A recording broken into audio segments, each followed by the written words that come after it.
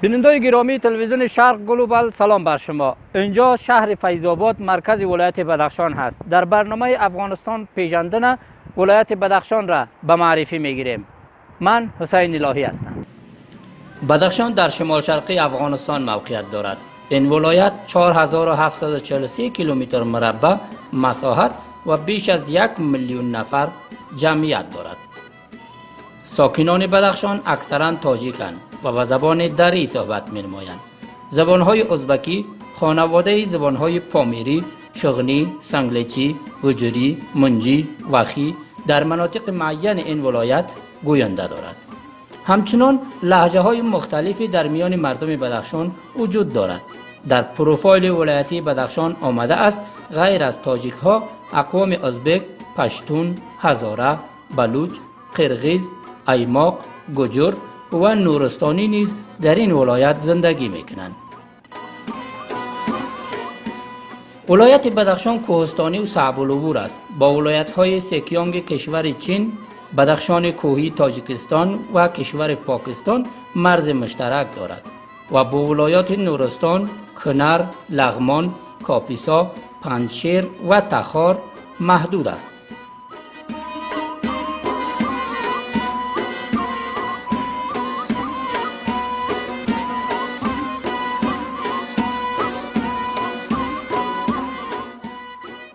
کوههای مرتفع و آبهای خروشان دره‌ها به زیبایی طبیعت این ولایت افزوده است. 53% منابع آبی افغانستان از یخچال‌ها، دریاها و چشمه‌سارهای روان بدخشان تأمین می‌گردد.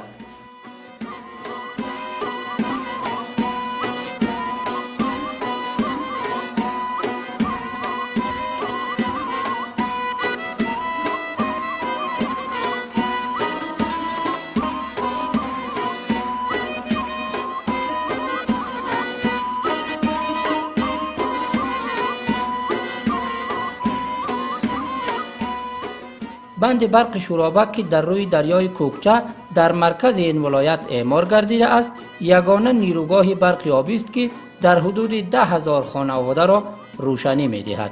این بند به هزینه 60 میلیون دلار کمک بانک انکشافی کشور آلمان ساخته شده است که ظرفیت تولید 7.5 میگاوات برق را دارد.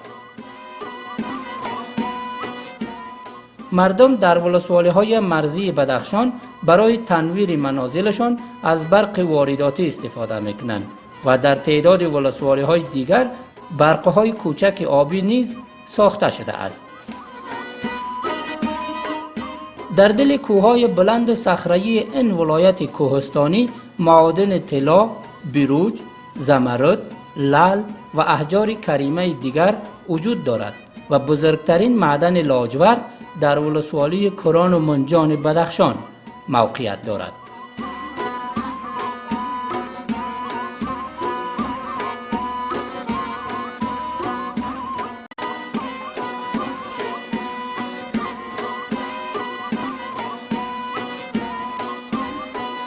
ولایت بدخشان بخش جغرافیایی تاریخی افغانستان است.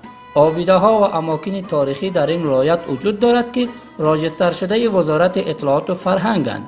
از جمله پل خشتی که در روی دریای کوکچه بیشتر از 300 سال قبل از امروز اعمار شده است.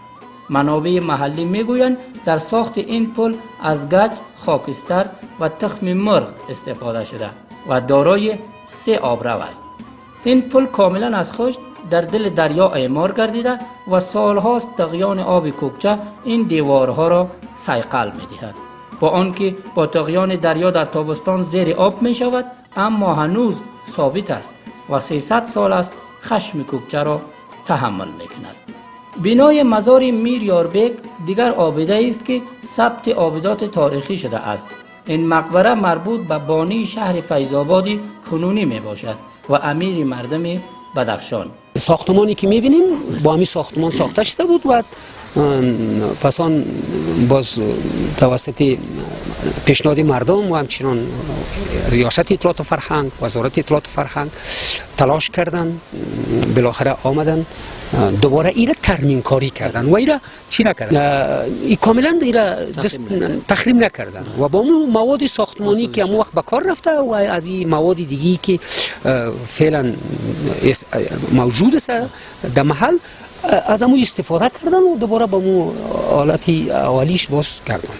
در گذشته به می قسم یک دیوار بوده ولی میبینیم که ایرهش تغییر دیگه ندادن. اما قسمی که یک سنگ دیوار بوده خواستن سنگ دیوارش بکنن و کمی سیمنت استفاده کردن به خاطر اینکه دوباره از بین نروه. اینجا همین ساحه‌ای را که شما میبینین چی بود؟ این ساحه جابجا بود ولی با این شکل انوار نبود دیگه. واقعا یک جای تفریح است و بعد از اینکه ساخته شد در طی چند سال دیگه نه تنها به مردم این محل بلکه به تمام کسایی که در دور و برک این قریه ما هستن و از جاهای دیگه هم به دیدن زیارت میآیند و همچنان اینجا بهترین پارک و میله جا هم هست. وقتی که میره اینجا دفن کردن و در اینجا امو زیادتر درختای چنار بوده و توت بوده و چناری که فعلا بسیار سابقه بسیار تاریخی داره. پس امو درختایی که در گذشته چنار بوده و از بین رفته دوباره خواستن که امو توت و چناری را که در سابق بوده امو را پس دوباره از کنن. این دیگه درخت را نخواستن.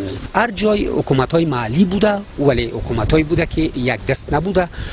ظلم و ستم بسیار به حدش رسیده، به اوجش رسیده. با آمدن میرار بیگ تاریخ هم بیان میکنه که در 50 سال حکومتش واقعا امن بوده، آسایش بوده، بسیار فلاح و رستگاری بوده. مردم بسیار مناطق ارگو، مناطق افتل، مناطق یمگان، جرم اینا همگیش در تحت قلمرو ای بوده.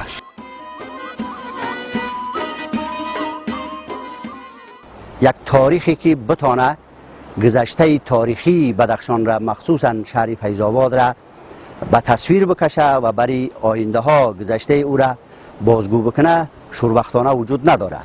هرچند کارهای شده تاریخی که گذشته بدخشان را مخصوصا فیض‌آباد را باید بازگو بکنه اما تاریخ محمد حسن است، نوشته کاتبی میریار بیگ خان. اما متاسفانه از او تاریخ هیچ چیزی وجود نداره، فقط یک نامی از او تاریخ در یاد ما مانده. به می اساس است که هر کس که بخواهد در رابطه با گذشته تاریخی بدخشان و همچنان شهر فیض‌آباد معلومات به دست بکنه باید کتاب‌های زیاد را مطالعه بکنه و معلومات‌های پراکنده را به دست بیاره. در مورد فیض‌آباد باز هم ما تکرار میکنم که نگاه‌های متفاوت وجود داره. اکثریت به این نظر هستند که این شهر چند بار ویران شده و باد بنا نهاده شده. این شهر بار بار مورد تهاجم چنگیز، محمود بیگ قندزی، قباد خان و خانای ازبک بار بار مورد تهاجم قرار گرفته که یک بار به اثر تهاجم محمود بیگ قندزی این شهر کاملا ویران شده، کاملا با آتش کشیده شده و 20,000 خانواده از این تبعید کردن و همراه خودشان به عنوان اسیرا بردن و اینا در قندوز و در قد با گذشت زمان به اثر مریضایی که شاهد حالی از اینا شده اینا درگذشتند و تعدادی از اینا را در بازارهای برده فروشی به فروش رساندند. اما این شهر استقلال این شهر به وسیله میریار بیگ خان میری که از سمرقند به اینجا حضور میآوه و استقلال از این میگیره و استقلالیتی بدخشان یا حاکمیت میریار بیگ خان 50 سال دوام میکنه و در 50 سال بدخشان مستقل هست. پیش از او بدخشان گاهی باز مغولای بابریای هند تعلق داشت و گاهی به حکومت‌های بخارا تعلق داشت و گاهی میان امرای محلی بدخشان تبادله میشد و جنگ‌های خونین. زمانی که میریار بیگ خان حاکمیت را در این شهر میگیره استقلال بدخشان را میگیره و او وقت بدخشان به عنوان یک حوزه سیاسی در سطح حوزه های همجوار شناخته می شود. از جمله بابریان محمد ظهیر بابر با بدخشان بسیار الفت داشت دیگه. با مو اساس است که پسرای او بدخشان را به عنوان سرزمینی آبایی خود تلقی میکردند و همو بود که سلیمان میرزا را در سن 16 سالگی به امارت بدخشان بابرشاه تعیین میکنه و مدت 40 سال حاکمیت میر سلیمان در اینجا ادامه پیدا میکند. گنبد خرقه مبارک پیامبر اسلام، سنگکتیبه دشت شهدا، آرامگاه حکیم ناصر خسرو دیگر اماکن تاریخی است که بعداً در موردشان سخن خواهیم گفت.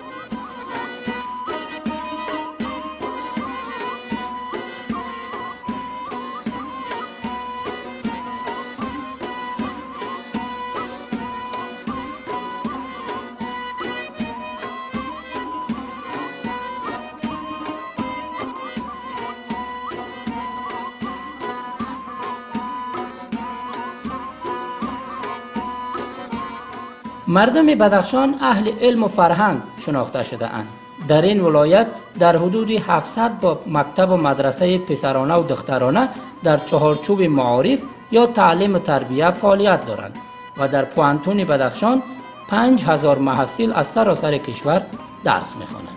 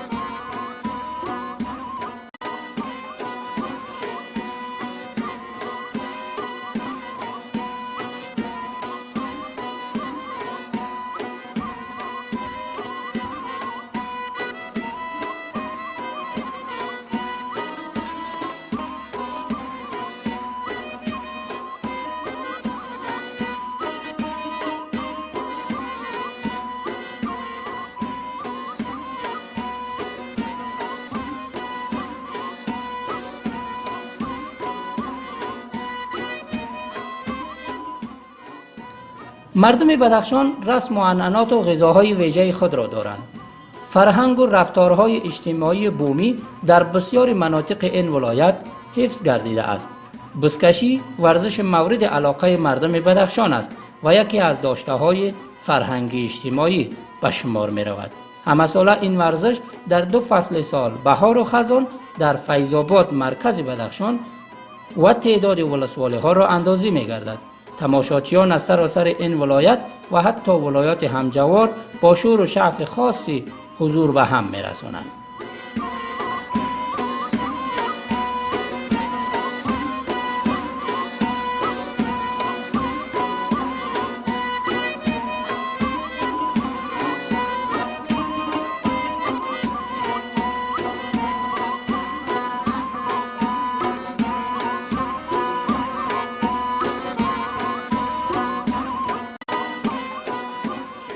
پیشه اصلی مردم بدخشان زراعت و مالداری است. گندم، جو، جواری، لوبیا و نخود از فراورده های زراعتی دهاقین این ولایت به شمار می رود.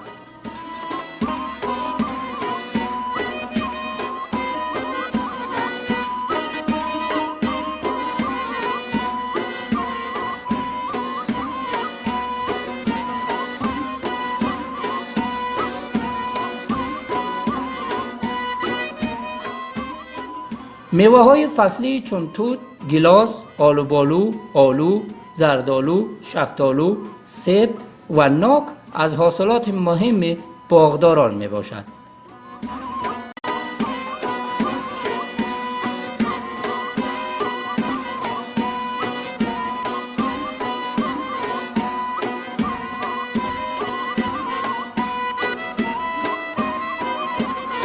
بدخشان 2,698,933 هکتار زمینی علفچر دارد و همه ساله شاهد رفت و آمد مواشی از دیگر ولایات می باشد.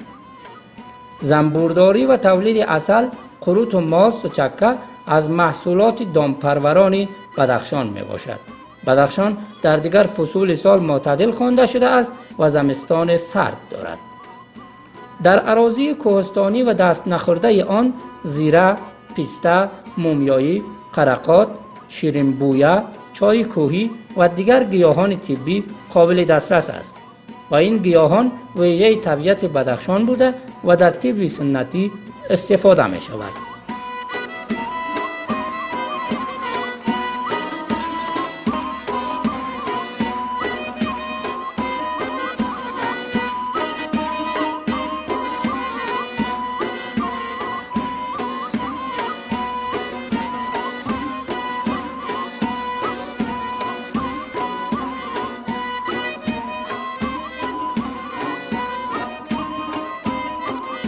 در بدخشان دهاقین در 2 فصل سال بهار و خزان به کشت و زراعت می‌پردازند.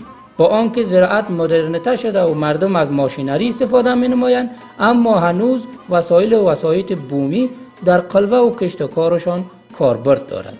در اراضی آبی بدخشان سبزیجات چون پیاز، رومی، بامیه، بادرنگ، گشنیز، کچالو و لبلبو قابل کشت است.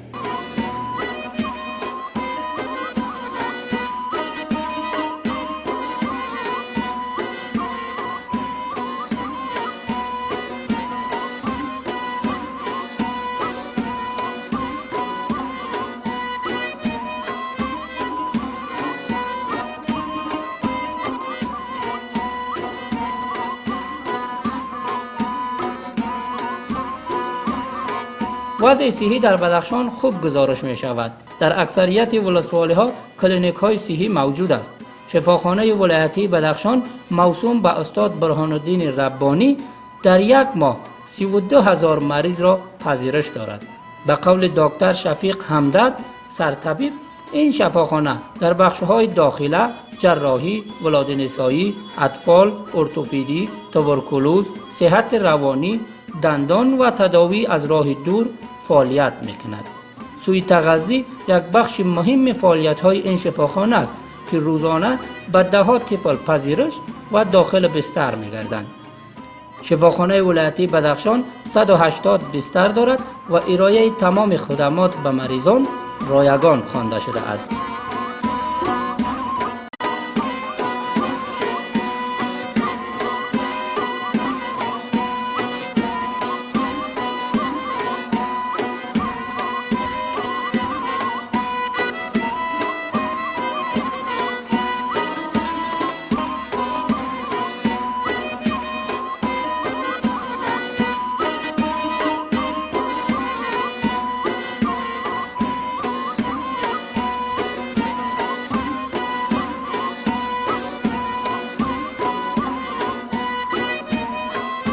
اما در اطراف شهر و ولسوالی ها مردم زندگی ویژه خودشان را دارند. کسی در فکر کشت است و دیگر در حال برداشت زحمت خود. همه دنبال چرخاندن چرخ روزگارند.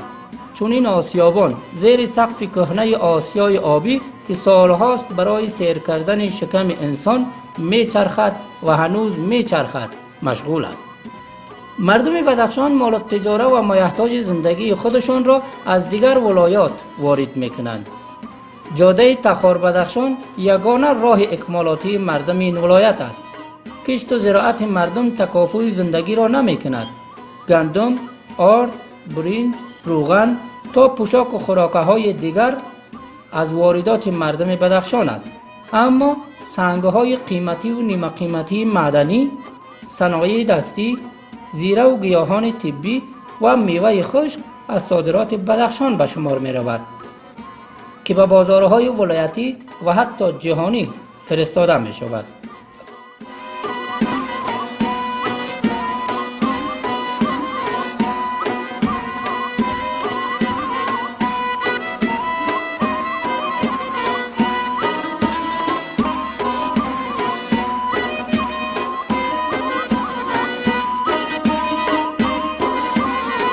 در گذشته تاریخی تجارتی بزرگراه ابریشم از میان این ولایت می‌گذشت و رفت و آمد کاروان‌های تجاری در مسیر تجارت جهانی به اهمیت بدخشان افزوده بود.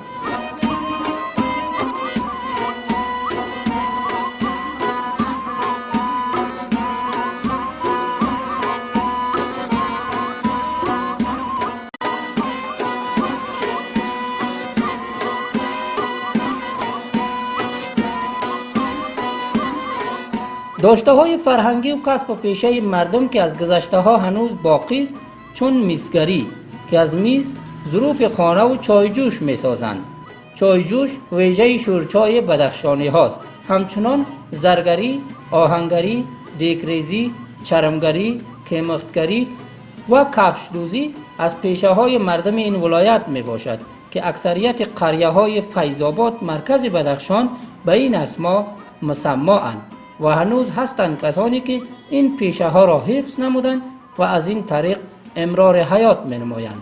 مردم در وقتا خوی دنیای متمدن که در 70 سال شروع شد. پیش از او همین کسبکاری سابقه بودن. گذاری دیگریزی میگن، مردم دیگریزی بود. گذاری علشبافی، گذاری چرمگاری میکرد، کیمختگری پوستای پوست خرک پوست رو جور میکردن.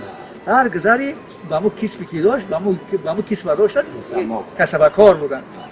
تربوز بافی میکردن، دیگه میکردن. گذاری شکورتی که پورا نداشتن. این مردمی است که همین مردمای همین اشراف و مردمای یک ذره همین شیک کوکش هم دریا کوی اوشلامی نبود. بخاطر همین دریا بسیار پاک و مزه نبود. من دلوای دریا زندگی میکردن که از همیابش زلال همین دریای کوچه استفاده بکنن. همین کیلو را که لب دریا سیل میکردیم مدامایده که همین جل میداد. ولی اون بسیار چتر شدن نه. بعضای زیبایی با اساس خوبی لب دریا بود. مردمان کلان بود. همین لبای دریا رسوایی میکردن. بود هم با همین اساسی در گذر چخورت میگن. بود وقت تاج محمد وردک همین 40-50 سال پیشتر هم والیای سابق از پایان که می آمدن حکومت یک سیاست خاص داشت. اون مردم اگر از پشتون آنها می آمدن این مردم یک تعامل داشتن و این مردم هر طبقه را میشناختن و هر طبقه تعامل میکردن. از طبقه اشراف، روحانیون، مردم کلان فرزند در گذر ما شاه عبدالمجید خان بود، در گذر ما اکیلنگ باجان بود. این یک سال اینا بودن. از گذرهای بالا دیگه مردم نظام محمود بود، نظام مصادیق بود، او برای جوون دیگه شخصیت ها بود.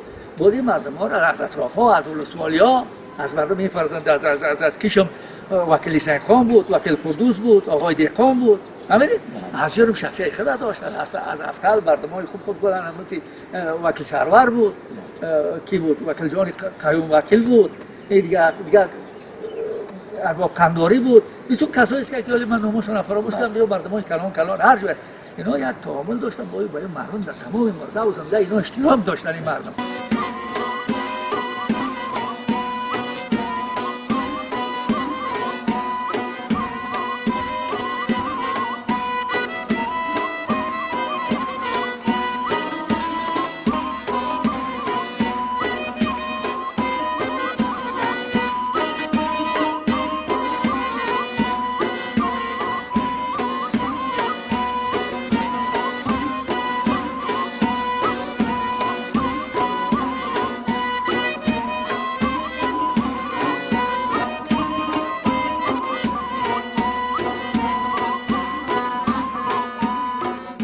بدخشان سرزمین پهناوری است و در هر پست و بلند کوهها که دامنه‌های سرسبز و آبی است بدها خانواده زندگی می‌کنند. سخن از زندگی در بدخشان را نمی‌شود در یک برنامه خلاصه کرد. فقط سیر کوتاهی کلی کردیم پیرامون طبیعت، فرهنگ و زندگی مردم بدخشان. تا برنامه‌های بعد که بخش‌های زندگی این مردم را به تصویر می‌کشیم، بدرود.